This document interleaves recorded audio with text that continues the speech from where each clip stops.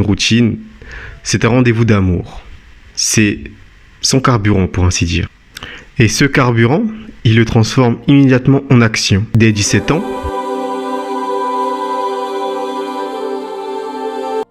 imaginez un jeune homme de 24 ans, étudiant, sportif de haut niveau, alpiniste émérite, le cœur sur la main, toujours entouré d'amis prêts à rigoler.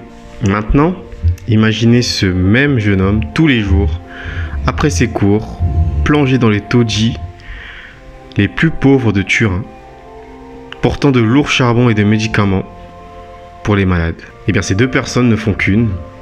Son nom, Pier Giorgio Frassati. Et sa vie brève, intense, est un chef-d'œuvre de joie et de sainteté. Né en 1901, Pier Giorgio baigne dans l'élite turinoise.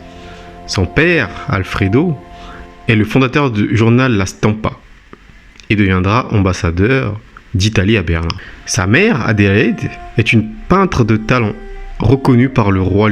Un milieu riche, cultivé, mais aussi très sécularisé.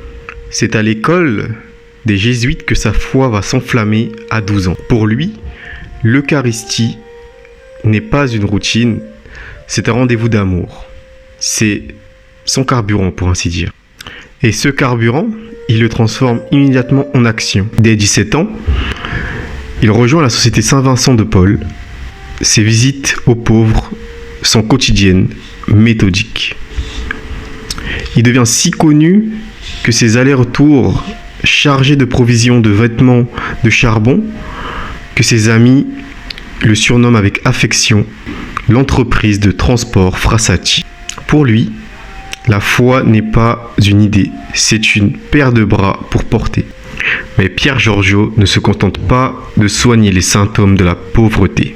Il veut en comprendre les racines.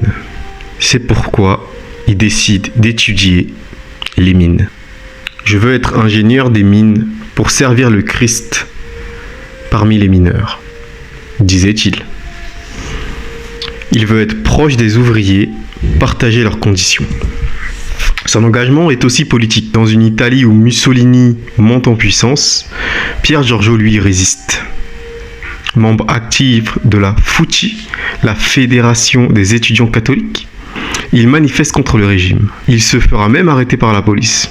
Ses idéaux, ceux de l'Évangile, la justice, la dignité de chaque personne, la liberté. Sa devise, verso l'alto, vers le haut, est aussi un appel à ne jamais courber l'échine contre les tyrannies. Et au milieu de tout cela, la joie. Une joie contagieuse, vibrante.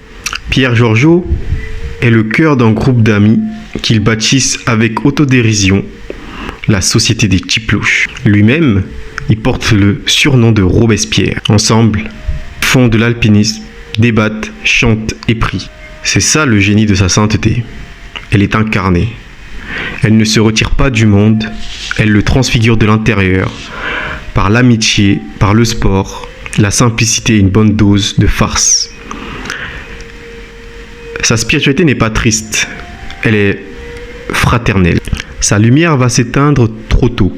En juillet 1925, à seulement 24 ans, Pier Giorgio est foudroyé d'une poliomyélite, contractée sans doute au chevet des plus pauvres. En quelques jours, il meurt. Ses funérailles vont être une révélation. Sa famille s'attendait à voir le gratin turinois.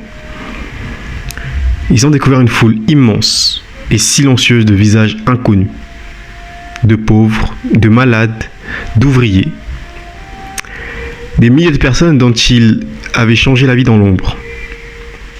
Ils étaient là, sans vrai testament. Devant ce témoignage, son père, Alfredo, pourtant si éloigné de la foi de son fils, se convertit. Il dira « J'ai connu Pier Giorgio à sa mort. Ce fut le premier miracle de ce saint, la conversion du cœur de son propre père. » Le 7 septembre 2025, l'Église a canonisé Pier Giorgio aux côtés de Carlo Acutis. Mais Pier Giorgio n'est pas un saint lointain, figé dans le marbre. C'est un frère aîné, un ami. Il nous montre que la sainteté n'est pas une affaire de perfection, mais d'amour concret. Qu'elle peut se vivre à 24 ans, entre 2 examens et une sortie en montagne, si l'on a le cœur tourné vers les autres et vers Dieu. Il nous tend la main et nous invite à monter avec lui.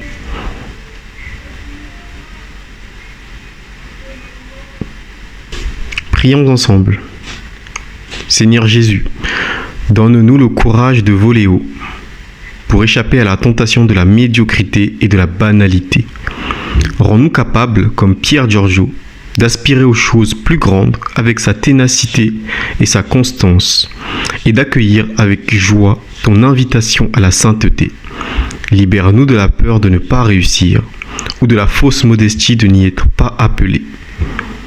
Donne-nous la grâce que nous te demandons par l'intercession de Pierre Giorgio et la force de continuer avec fidélité sur le chemin qui mène vers le haut.